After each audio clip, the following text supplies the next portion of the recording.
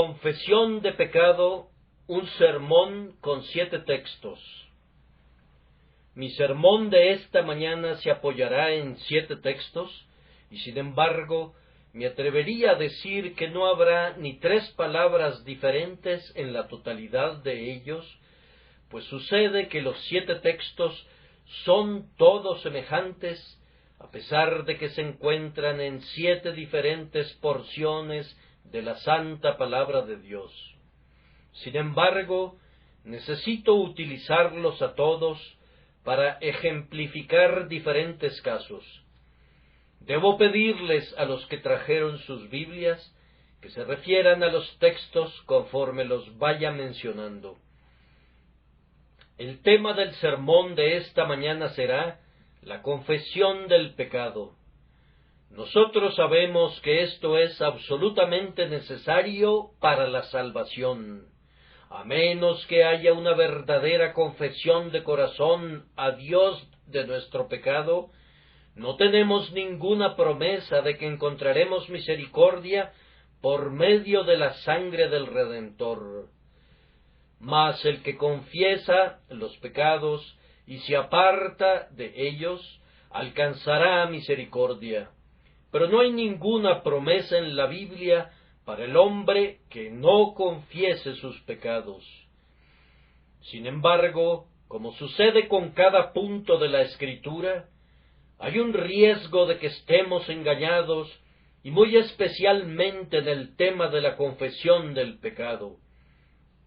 Hay muchos que hacen una confesión delante de Dios, pero, a pesar de ello, no reciben ninguna bendición, porque su confesión no contiene ciertas señales que son requeridas por Dios, como demostración de que son genuinas y sinceras, y que prueban que se trata de la obra del Espíritu Santo.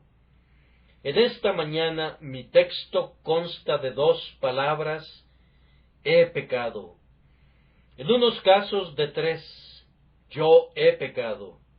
Y ustedes verán cómo estas palabras, en labios de diferentes hombres, indican sentimientos muy diferentes. Mientras que uno dice, he pecado, y recibe el perdón, otro que analizaremos dice, he pecado, y prosigue su camino para ennegrecerse con peores crímenes que antes, y sumergirse en mayores profundidades de pecado que hasta ese punto hubiere experimentado. El pecador endurecido. Faraón, he pecado. Éxodo 9:27. El primer caso que voy a presentar ante ustedes es el del pecador endurecido, que cuando está bajo el terror dice, he pecado. Y podrán encontrar el texto en el libro de Éxodo, en el capítulo 9 y versículo 27. Entonces Faraón envió a llamar a Moisés y a Aarón, y les dijo, he pecado esta vez, Jehová es justo, y yo y mi pueblo impíos. Pero ¿por qué se dio esta confesión de labios del tirano altivo? El faraón no acostumbraba a humillarse delante de Jehová. ¿Por qué se inclina el orgulloso?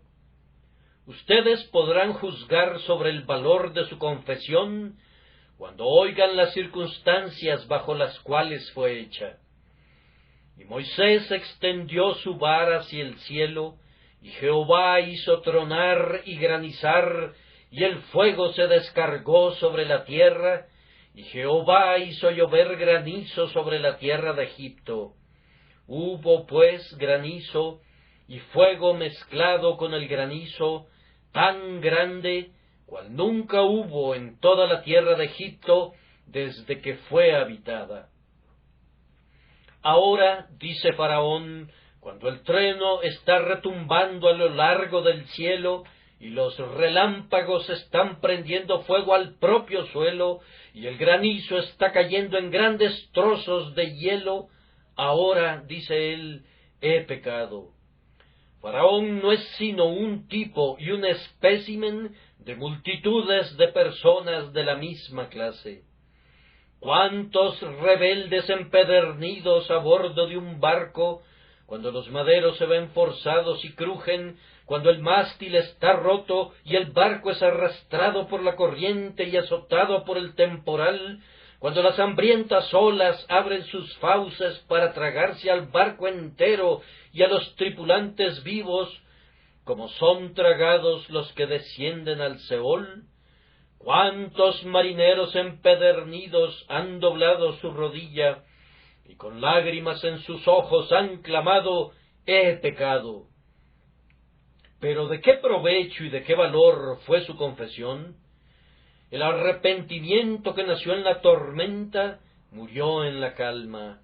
Ese arrepentimiento que fue engendrado en medio de los truenos y de los rayos feneció tan pronto todo fue acallado en la quietud, y el hombre que era un pío marinero cuando se encontraba a bordo del barco se convirtió en el más malvado y abominable de los marinos cuando puso su pie sobre en tierra firme. ¿Cuán a menudo también no hemos visto esto en una tormenta de truenos y relámpagos? Las mejillas de muchos empalidecen cuando oyen el retumbo de los truenos, cuando las vigas de sus casas están temblando y el propio suelo a sus pies está vacilando ante la voz de Dios llena de majestad. Las lágrimas brotan de sus ojos y claman: «Oh Dios, he pecado». Pero ay por ese arrepentimiento. Cuando el sol brilla de nuevo y las nubes negras se disipan, el pecado viene de nuevo sobre el hombre y él se torna peor que antes. ¿Cuántas confesiones del mismo tipo también hemos visto en los tiempos del cólera y de la fiebre y de la pestilencia? Entonces nuestras iglesias se han visto atiborradas de oyentes que, debido a que tantos funerales han traspasado por sus puertas, o debido a que tantos han fallecido en las calles, no podían dejar de subir a la casa de Dios para confesar sus pecados. Y por causa de esa visitación, cuando 1, 2 o 3 personas han muerto en la propia casa o en la casa vecina, ¿cuántos han pensado que realmente se volverían a Dios? Pero ay, cuando la pestilencia hubo cumplido su tarea, la convicción cesó, y cuando la campana hubo tañido por última vez por una muerte causada por el cólera, entonces sus corazones cesaron de latir con penitencia y sus lágrimas dejaron de brotar. Cuento en esta mañana con algunas personas de esas. No dudo que cuente con personas empedernidas que escarnecerían a la propia religión, que me considerarían un farsante y un hipócrita si me esforzara por convencerlos de la religión, pero que saben muy bien que la religión es verdadera y que lo que sienten en sus momentos de terror. Si hay aquí esta mañana algunas personas de esas, permítanme decirles solemnemente: señores, ustedes han olvidado los sentimientos que experimentaron en sus horas de alarma, pero recuerden, Dios no ha olvidado los votos que hicieron entonces. Marinero, tú dijiste que si Dios te daba vida para ver otra vez la tierra firme, serías su siervo. No lo eres, has mentido contra Dios, le has hecho una falsa promesa, pues nunca has cumplido el voto que tus labios expresaron. Tú dijiste sobre el lecho de enfermo que si Dios te daba la vida, no pecarías nunca más como lo hiciste antes. Pero aquí estás, y tus pecados de esta semana hablarán por ellos mismos. No eres nada mejor de lo que eras antes de tu enfermedad? ¿Acaso podrías mentir a tu semejante y quedar sin censura? ¿Y piensas tú que vas a mentir contra Dios y quedar sin castigo? No, el voto, aunque haya sido hecho imprudentemente, es registrado en el cielo, y aunque sea un voto que el hombre no pueda cumplir, sin embargo, como es un voto que él mismo ha hecho, y que además lo ha hecho voluntariamente, será castigado por su falta de cumplimiento, y Dios ejecutará venganza en contra de él al final, porque dijo que se volvería de sus caminos, y luego, cuando la desgracia hubo concluido, no lo cumplió. Un gran clamor se ha elevado recientemente en contra de los permisos de salida de los reos. No tengo ninguna duda que hay algunos hombres aquí que delante del alto cielo están en la misma posición que los reos con permiso de salida están en relación a nuestro gobierno. Estaban a punto de morir, según pensaban, prometieron portarse bien si se les podía perdonar, y están hoy aquí con permiso de salida en este mundo. ¿Y cómo han cumplido su promesa? La justicia podría alzar el mismo clamor contra ellos como lo alzan las personas en contra de los ladrones que son dejados en libertad tan constantemente en medio de nosotros. El ángel vengador podría decir: «Oh Dios, estos hombres dijeron que si se les perdonaba serían mucho mejores, pero solamente son peores. ¿Cómo han violado su promesa y cómo han atraído la ira divina sobre sus cabezas?» Este es el primer estilo de penitencia, y es un estilo que yo espero que nadie imite, pues es completamente inútil. De nada les sirve decir «he pecado», simplemente bajo la influencia del terror, para luego olvidarlo posteriormente. El hombre de doble ánimo, Balaam, he pecado. Números 22:34. Ahora vamos con un segundo texto. Les voy a presentar otro carácter. El hombre de doble ánimo que dice «he pecado» y siente que ha pecado, y lo siente incluso profundamente, pero que es de mente tan mundana que ama el premio de la maldad. El personaje que he elegido para ilustrar esto es Balaam.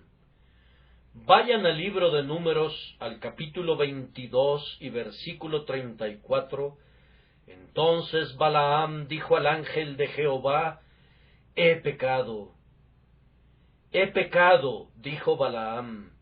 Sin embargo, prosiguió después con su pecado. Uno de los caracteres más extraños del mundo entero es Balaam. A menudo me he maravillado ante ese hombre. Él pareciera encarnar realmente, en otro sentido, los versos de Ralph Erskine: «Al bien y al mal igualmente inclinado, y a la vez un diablo y un santo».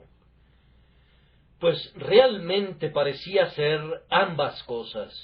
En algunos momentos nadie podía hablar más elocuentemente y más verazmente, y en otros momentos Balaam exhibía la más ruin y sórdida avaricia que pudiera deshonrar a la naturaleza humana. Imagínense que están viendo a Balaam. Está parado en la cumbre del cerro, y allí están las multitudes de Israel a sus pies. Se le pide que los maldiga, y clama: «¿Por qué maldeciré yo al que Dios no maldijo?». Y cuando Dios abre los ojos de Balaam, comienza a hablar incluso de la venida de Cristo, y dice: «Lo veré, mas no ahora, lo miraré, mas no de cerca. Y luego concluye su disertación diciendo, muera yo la muerte de los rectos, y mi postrimería sea como la suya. Y ustedes dirían de ese hombre que es un carácter esperanzador. Esperen a que baje de la cima del monte, y le oirán dar el más diabólico consejo al rey de Moab, un consejo que era posible que el propio Satanás lo sugiriera. Balaam le dijo al rey, no podrías vencer a este pueblo en la batalla, pues Dios está con ellos. Intenta alejarlos de su Dios. Y ustedes saben cómo los habitantes de Moab, con lascivias desvergonzadas, trataron de alejar a los hijos de Israel de la lealtad a Jehová, de tal forma que este hombre parecía tener la voz de un ángel en un momento, y sin embargo la propia alma de un diablo en sus entrañas. Él era un personaje terrible, él era un hombre de dos propósitos, un hombre que iba en gran medida hasta el fin siguiendo dos propósitos. Yo sé que la Escritura dice, ninguno puede servir a dos señores. Ahora, esto es malentendido con frecuencia. Algunos lo leen, ninguno puede servir a dos señores. Sí puede servir a tres o a cuatro. La manera de leerlo es esta, ninguno puede servir a dos señores. Ambos no pueden ser señores. Puede servir a dos, pero ambos no pueden ser su señor. Un hombre puede servir a dos que no sean sus señores, o podría servir hasta 20. Él podría vivir para 20 propósitos diferentes, pero no puede vivir para más de un propósito rector, pues sólo puede haber un propósito rector en su alma. Pero Balaam se esforzaba por servir a dos señores. Era como la gente de la que se decía, temían a Jehová y honraban a sus dioses, o como Rufus, que era una hogaza de pan de la misma levadura, pues ustedes saben que nuestro antiguo rey Rufus pintó a Dios de un lado de su escudo y al diablo del otro, y abajo escribió el lema, disponible para los dos, sigo al que pueda. Hay muchas personas de ese estilo que están listas para ambos. Cuando se encuentran con un ministro, cuán píos y santos son.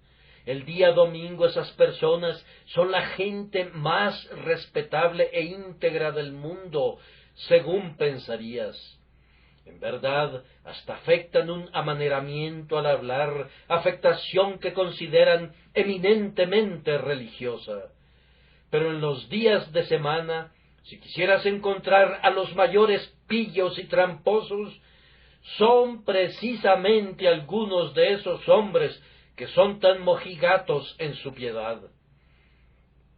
Ahora, tengan la seguridad, mis queridos oyentes, que ninguna confesión de pecado puede ser genuina a menos que sea hecha de todo corazón. De nada sirve decir, he pecado, y luego seguir pecando. He pecado, dices tú, y muestras un rostro sereno, muy sereno, pero ¡ay, ay!, por ese pecado que cometerás cuando te alejes. Algunos hombres parecieran haber nacido con dos temperamentos. Cuando estaba en la biblioteca de Trinity College, Cambridge, observé una hermosa estatua de Lord Byron. El bibliotecario me dijo, «Párese aquí, señor». Miré y dije, «Qué hermoso rostro intelectual, qué gran genio era». «Pase por aquí», me dijo, «al otro lado». «¡Ah, qué demonio! Allí está el hombre que desafió a la deidad. Parecía tener tan mal cariz y tan terrible mirada en su rostro que semejaban la pintura que Milton hizo de Satanás cuando dijo, Mejor reinar en el infierno que servir en el cielo. Yo me alejé y le dije al bibliotecario: ¿crees que el artista diseñó eso? Sí, respondió. Deseaba pintar los dos caracteres, el grande, grandioso, el casi sobrehumano genio que poseía, y también la enorme masa de pecado que albergaba en su alma. Hay algunos hombres de ese mismo tipo. Me atrevo a decir que, como Balaam, quisieran demolerlo todo usando como argumento sus encantos. Podrían obrar milagros, y sin embargo, al mismo tiempo, hay algo en ellos que revela un hórrido carácter de pecado, tan grande como el que parecería ser su carácter por la justicia. Balaam, ustedes saben, ofreció sacrificios a Dios sobre el altar de Baal. Ese era justamente el tipo de su carácter. Muchos lo hacen.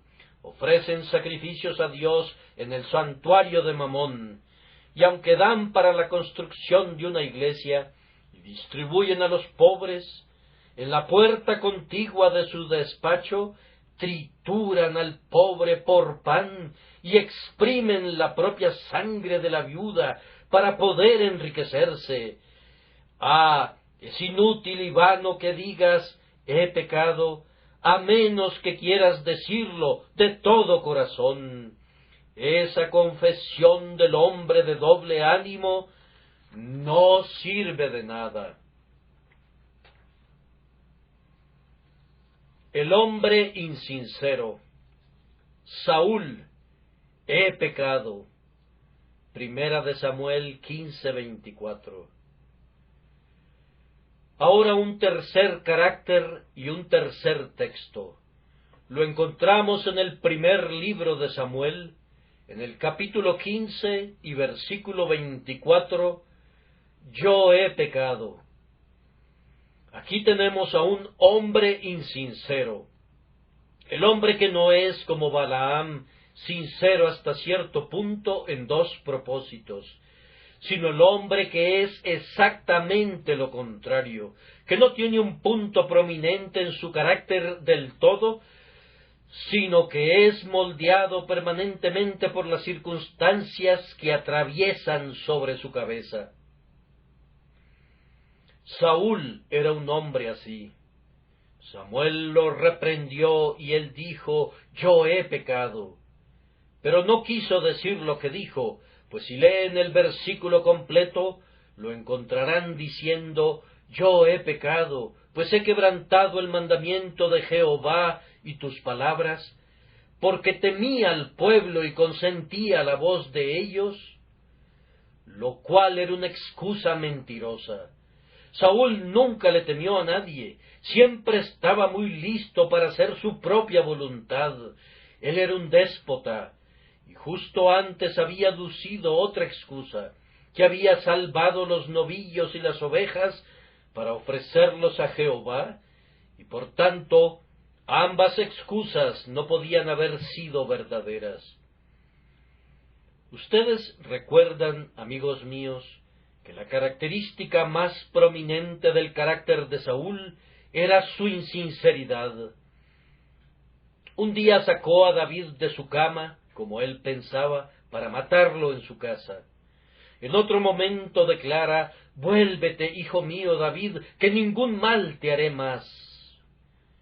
Un día, debido a que David le salvó su vida, Saúl dijo, más justo eres tú que yo, no te perseguiré más. Y eso lo dijo el día antes de salir a luchar contra su propio yerno para matarlo. Algunas veces Saúl estaba en medio de los profetas, fácilmente convertido en profeta, y luego, posteriormente, entre las adivinas.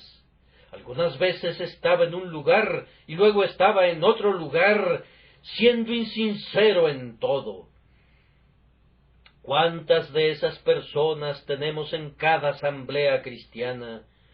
Hombres que son fácilmente moldeables. Siempre están de acuerdo contigo sin importar lo que les digas.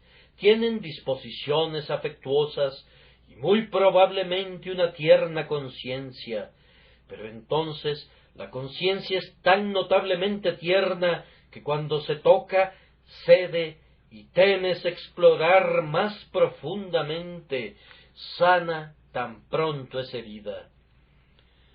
Debo usar ahora una comparación muy singular que usé alguna vez anteriormente. Hay algunos hombres que parecieran tener corazones de caucho. Si simplemente los tocas, queda una seña al instante, pero no sirve de nada, pues se restaura a su forma original. Podrías presionarlos lo que quisieras, y son tan elásticos que siempre puedes lograr tu propósito. Mas, sin embargo, no tienen un carácter fijo, y pronto vuelven a ser lo que eran antes. Oh señores, demasiados de ustedes han hecho lo mismo. Han inclinado sus cabezas en la iglesia y han dicho: hemos errado y nos hemos extraviado de tus caminos, pero no tenían la intención de decir lo que dijeron. Te has acercado a tu ministro, has dicho: me arrepiento de mis pecados, pero no sentías que eras pecador, sólo lo dijiste para agradar al ministro, y ahora asistes a la casa de Dios. Nadie es más impresionable que tú, las lágrimas ruedan por tus mejillas en un momento, mas sin embargo, a pesar de todo ello, las lágrimas se secan tan rápidamente como brotaron, y tú permaneces para todos los fines y propósitos, siendo el mismo que eras antes. Decir yo he pecado de una manera artificial es algo peor que inútil, pues es una burla en contra de Dios confesar así con insinceridad de corazón. He sido breve en mis comentarios sobre este carácter, pues parecería que está relacionado al de Balaam, aunque cualquier ser pensante vería de inmediato que hay un contraste real entre Saúl y Balaam, a pesar de que hay una afinidad entre ambos. Balaam fue el gran hombre malo, grande en todo lo que hizo. Saúl fue pequeño en todo, excepto en la estatura, pequeño en su bien y pequeño en su vicio, y era demasiado necio para ser desesperadamente malo, aunque demasiado perverso para ser bueno en algún momento.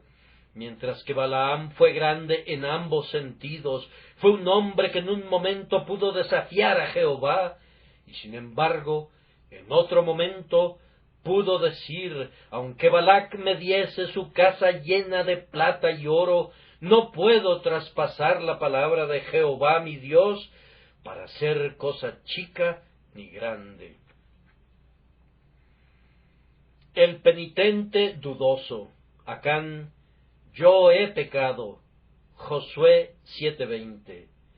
Y ahora tengo que presentarles un caso muy interesante. Es el caso del penitente dudoso, el caso de Acán, en el libro de Josué, en su capítulo 7 y versículo 20. Y Acán respondió a Josué diciendo: verdaderamente yo he pecado. Ustedes saben que Acán robó una parte de los despojos de la ciudad de Jericó, hecho que fue descubierto por suertes y fue condenado a muerte. He escogido este caso como representativo de algunas personas cuyo carácter es ambiguo en su lecho de muerte, personas que se arrepienten aparentemente, pero de quienes lo más que podemos decir es que esperamos que sus almas sean salvas al fin, aunque en verdad no lo sepamos. Acán, ustedes están conscientes de ello, fue apedreado por contaminar a Israel. Pero yo encuentro en la Misná, una antigua exposición judía de la Biblia, estas palabras: Josué dijo a Acán: el Señor te turbará en este día. Y la nota acerca del texto es: dijo en este día, implicando que iba a ser turbado únicamente en esta vida, al ser lapidado hasta morir, pero que Dios tendría misericordia de su alma, en vista de que hizo una plena confesión de su pecado. Y yo también, al leer este capítulo, estoy inclinado a coincidir con la idea de mi venerable y ahora glorificado predecesor, el Dr. Gill, en la creencia que Acán realmente fue salvo, aunque, como un ejemplo, fue castigado con la muerte por el crimen. Pues ustedes pueden observar cuán amablemente habló Josué a Acán. Él le dijo: Hijo mío, da gloria a Jehová, el Dios de Israel, y dale alabanza, y declárame ahora lo que has hecho, no me lo encubras. Y descubrimos a Acán haciendo una muy plena confesión. Él confiesa: verdaderamente yo he pecado contra Jehová, el Dios de Israel, y así he hecho. Pues vi entre los despojos un manto babilónico muy bueno, y 200 siclos de plata, y un lingote de oro de peso de 50 siclos, lo cual codicié y tomé. Y he aquí que está escondido bajo tierra en medio de mi tienda, y el dinero debajo de ello. Parece una confesión tan plena que, si se me permitiera juzgar, yo diría: espero conocer a Acán el pecador delante del trono de Dios.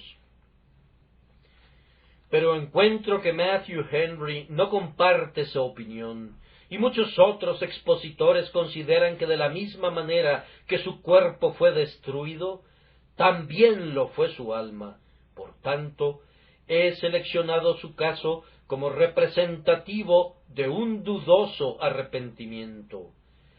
Ah, queridos amigos, me ha tocado en suerte estar junto a muchos lechos de muerte y ver muchos arrepentimientos como este. He visto al hombre cuando ha sido reducido a un esqueleto, sostenido por las almohadas en su cama, y ha dicho, cuando le he hablado del juicio venidero: Señor, siento que he sido culpable, pero Cristo es bueno, yo confío en Él. Yo he dicho dentro de mí: yo creo que el alma de ese hombre es salva, pero siempre me he alejado con la melancólica reflexión que no recibí pruebas de ello más allá de sus palabras, pues se requiere de pruebas en actos y en vida futura para poder sostener una firme convicción sobre la salvación de un hombre. Ustedes conocen ese importante hecho, que un médico guardó una vez un registro de 1000 personas que creían que se estaban muriendo y que él creía que eran penitentes. Él escribió sus nombres en un libro como personas que, si hubiesen muerto, habrían ido al cielo. Esas personas no murieron, sino que vivieron, y él comenta que de las 1000 personas no hubo ni 3 que fueran verdaderamente convertidas después, sino que regresaron otra vez a sus pecados y fueron tan malas como siempre. Ah, queridos amigos, yo espero que ninguno de ustedes tenga un arrepentimiento en su lecho de muerte como aquellos. Yo espero que su ministro o que sus padres no tengan que estar junto a su lecho y luego se alejen y tengan que decir: pobre individuo, yo espero que sea salvo. Pero ay, los arrepentimientos a la hora de la muerte son cosas muy endebles. Son bases tan pobres y tan triviales para la esperanza, que me temo que, después de todo, su alma esté perdida. Oh, morir con una plena certidumbre, oh, morir con una abundante prueba, dejando atrás un testimonio que hemos partido de esta vida en paz. Esa es una manera más feliz de morir que hacerlo de una manera dudosa, yaciendo enfermo, estando suspendido entre dos mundos, sin que sepamos ni nosotros ni nuestros amigos a cuál de los dos mundos nos dirigimos. Que Dios nos conceda gracia para que demos en nuestras vidas evidencias de verdadera conversión, para que nuestro caso no sea dudoso. El arrepentimiento de la desesperación. Judas, yo he pecado. Mateo 27:4. No los detendré por largo tiempo, así confío, pero debo darles ahora otro caso malo, el peor de todos. Es el arrepentimiento de la desesperación. Vayan por favor al capítulo 27 y versículo 4 de Mateo. Allí encontrarán un terrible caso del arrepentimiento de la desesperación. Ustedes reconocerán al personaje en el instante de leer el versículo, diciendo, yo he pecado. Sí, Judas, el traidor, que había traicionado a su Señor cuando vio que su Señor era condenado, devolvió arrepentido las 30 piezas de plata a los principales sacerdotes y a los ancianos, diciendo, yo he pecado entregando sangre inocente, y arrojando las piezas de plata en el templo, salió, ¿y qué pasó? Y se ahorcó. Aquí tenemos el peor tipo de arrepentimiento de todos. De hecho, no sé si tenga justificación llamarlo arrepentimiento. Debería ser llamado remordimiento de conciencia. Pero Judas, en efecto, confesó su pecado y luego salió y fue y se ahorcó. Oh, esa horrenda, esa terrible, esa espantosa confesión de desesperación. ¿No la han visto nunca? Si nunca lo han hecho, entonces bendigan por no haber sido llamados nunca a ver ese espectáculo. Yo lo he visto una vez en mi vida y le pido a Dios que no tenga que verlo de nuevo. El arrepentimiento del hombre que ve a la muerte mirándole en el rostro y que dice, yo he pecado. Tú le dices que Cristo ha muerto por los pecadores, pero él responde, no hay esperanza para mí. Yo he maldecido a Dios en su cara, yo lo he desafiado, yo sé que mi día de gracia ya pasó. Mi conciencia está asustada como un hierro candente, me estoy muriendo y yo sé que estaré perdido. Un caso como ese sucedió hace mucho tiempo, ustedes saben, y está registrado. El caso de Francis Pira, el caso más terrible, tal vez, excepto el caso de Judas, que esté registrado en la memoria del hombre. Oh, mis oyentes, ¿tendrá alguno de ustedes ese arrepentimiento? Si lo tuvieren, será como un faro para todas las personas que pequen en el futuro. Si tienen un arrepentimiento como ese, será una advertencia para las generaciones venideras. En la vida de Benjamin Keach, y él también fue uno de mis predecesores, encuentro el caso de un hombre que había sido un profesante de la religión, pero que se había apartado de la profesión y había caído en terrible pecado. Cuando llegó la hora de su muerte, Keach, con muchos otros amigos, fue a verlo, pero no pudieron quedarse con él por más de 5 minutos cada uno, pues él decía, vete, es inútil que vengas a mí, he pecado contra el Espíritu Santo, alejándolo, soy como Esaú, pues he vendido mi primogenitura, y aunque la busco cuidadosamente con lágrimas, no puedo encontrarla de nuevo. Y luego repetía palabras terribles, como estas, mi boca está llena de cascajos, y bebo ajenjo día y noche. no me digan nada de Cristo, no me digan nada de Cristo. Yo sé que Él es un Salvador, pero lo odio y Él me odia. Yo sé que debo morir, yo sé que debo perecer. Y luego se sucedían gritos lastimeros y ruidos horrendos que nadie podía tolerar. Ellos regresaban otra vez en sus plácidos momentos, sólo para excitarlo una vez más y hacerlo gritar en su desesperación: «Estoy perdido, estoy perdido, no tiene caso que me digan algo al respecto». Ah, pudiese haber un hombre aquí que llegue a tener una muerte como esa. Permítanme advertirle antes de que llegue a ella, y que Dios, el Espíritu Santo, conceda que ese hombre pueda ser vuelto a Dios y hecho un verdadero penitente, y entonces no necesita tener más miedo, pues sus pecados han sido lavados en la sangre de un Salvador, y no necesita tener ningún remordimiento por sus pecados, pues le son perdonados por medio del Redentor. El arrepentimiento del santo. Job: pequé. Job 7:20. Y ahora vengo a la plena luz del día. Los he estado llevando a lo largo de oscuras y funestas confesiones.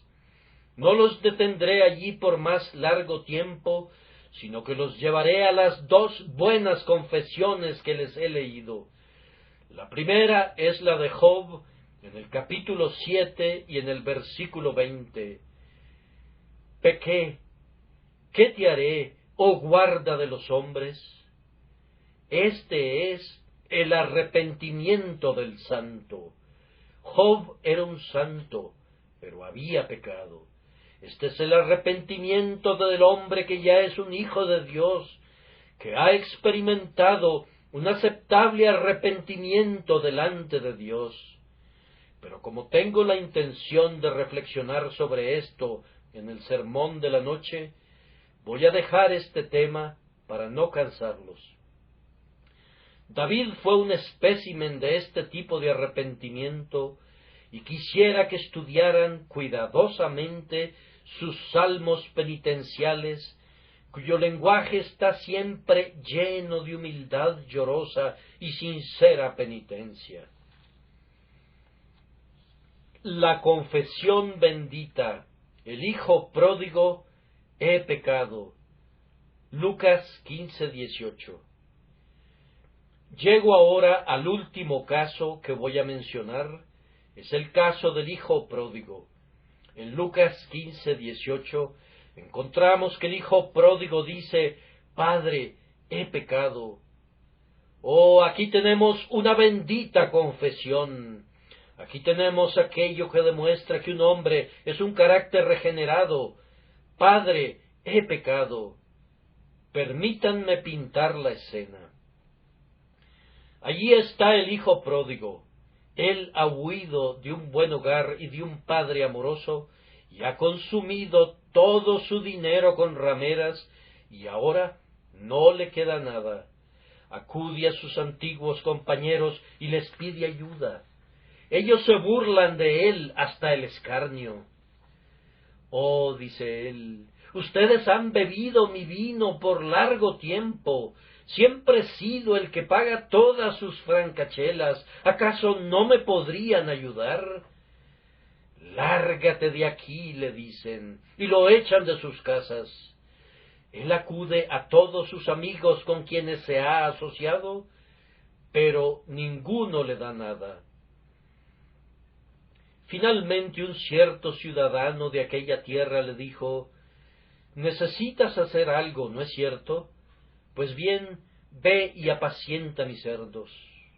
El pobre hijo pródigo, el hijo de un rico terrateniente que poseía una gran fortuna, tiene que ir y apacentar cerdos. Y eso que él era judío. Alimentar cerdos era el peor empleo, según su parecer, que le podían asignar. Véanlo allí, vestido de escuálidos harapos, alimentando a los cerdos. ¿Cuál era su salario? Vamos, era tan poca cosa que él deseaba llenar su vientre de las algarrobas que comían los cerdos, pero nadie le daba. Mírenlo, allí está, con sus compañeros plebeyos en la posilga, con todo su cieno y su inmundicia. Súbitamente, un pensamiento puesto allí por el buen espíritu atraviesa su mente. ¿Cómo es posible, pregunta, que en la casa de mi padre haya abundancia de pan e inclusive haya en exceso, y yo aquí perezco de hambre? Me levantaré e iré a mi padre y le diré: Padre, he pecado contra el cielo y contra ti. Ya no soy digno de ser llamado tu hijo. Hazme como a uno de tus jornaleros. Y se levantó y se fue. Mendiga en todo su camino de pueblo en pueblo. Algunas veces alguien lo lleva en su carruaje, tal vez, pero en otros momentos va caminando trabajosamente, subiendo las áridas colinas y descendiendo a los desolados valles, completamente solo. Y ahora, por fin, llega a la colina ubicada fuera de la aldea y ve la casa de su padre al pie de la misma.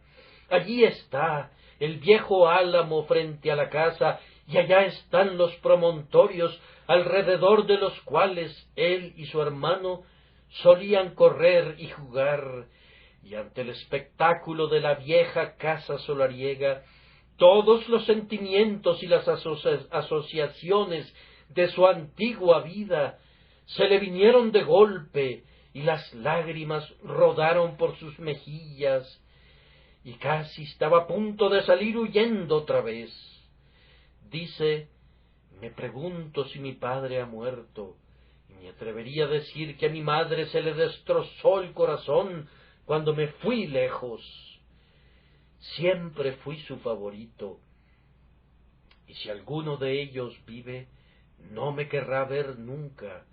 Cerrarán la puerta en mi cara. ¿Qué he de hacer? No puedo regresar y tengo miedo de seguir adelante. Y mientras deliberaba de esta manera, su padre había estado paseándose por el techo de la casa buscando a su hijo, y aunque el hijo pródigo no podía ver a su padre sí podía verle. Bien, el padre baja las escaleras tan rápido como puede, corre hacia él, y mientras está considerando huir de nuevo, los brazos de su padre rodean su cuello y comienza a besarlo como un padre amante en verdad. Y luego el hijo comienza a decir: Padre, he pecado contra el cielo y contra ti, y ya no soy digno de ser llamado tu hijo. E iba a agregar: hazme como a uno de tus jornaleros. Pero su padre tapó su boca con su mano. No digas más, le dice, yo te perdono todo. No me dirás nada acerca de ser un jornalero, no aceptaré nada de eso. Ven conmigo, le dice, entra, pobre hijo pródigo. Oíd, les dice a sus siervos, traed el becerro gordo y matadlo, y comamos y hagamos fiesta, porque mi hijo, muerto era y ha revivido, se había perdido y es hallado. Y comenzaron a regocijarse. ¡Oh, qué preciosa recepción para uno de los peores pecadores! El buen Matthew Henry dice, el Padre lo vio, y los suyos eran ojos de misericordia. Corrió a recibirlo, y las suyas eran piernas de misericordia. Puso sus brazos alrededor de su cuello, y los suyos eran brazos de misericordia. Lo besó, y fueron besos de misericordia. Le dijo, y lo que dijo fueron palabras de misericordia. Sacad el mejor vestido. Hubo hechos de misericordia, maravillas de misericordia. Todo fue de misericordia. ¡Oh, qué Dios de misericordia es Él! Ahora, hijo pródigo, haz tú lo mismo. ¿Lo ha puesto Dios en tu corazón? Hay muchos que han andado huyendo desde hace mucho tiempo. Dios te dice, regresa. Oh, entonces yo te pido que regreses, pues ciertamente tan pronto como regreses, Él te recibirá. No ha habido todavía ningún pecador que haya venido a Cristo, que Cristo haya echado fuera. Si Él te echara fuera, tú serías el primero. Oh, si simplemente le probaras. Ah, Señor, yo soy tan negro, tan inmundo, tan vil. Bien, ¿qué pasa contigo? No eres más negro que el hijo pródigo. Ven a la casa de tu Padre, y tan ciertamente como Él es Dios, Él mantendrá su palabra. Al que a mí viene, no le echo fuera. Oh, si yo pudiese oír que algunos han venido a Cristo esta mañana, yo en verdad le bendeciría. Debo decir en este punto, para honra de Dios y de Cristo, una notable circunstancia, y luego habré concluido. Ustedes recordarán que una mañana mencioné el caso de un infiel que había sido un escarnecedor y un burlador, pero que, por medio de la lectura de uno de mis sermones impresos, había sido traído a la casa de Dios y luego a los pies de Dios. Bien, el pasado día de Navidad, el mismo infiel juntó todos sus libros y fue al mercado de Norwich, y allí hizo una retractación pública de todos sus errores y una profesión de Cristo, y luego, tomando todos sus libros que él había escrito, que guardaba en su casa, sobre temas impíos, los quemó a la vista del público. He bendecido a Dios por tal maravilla de gracia como esa, y oro para que haya muchos casos más de individuos que, aunque hayan nacido como hijos pródigos, regresen todavía a casa diciendo, he pecado.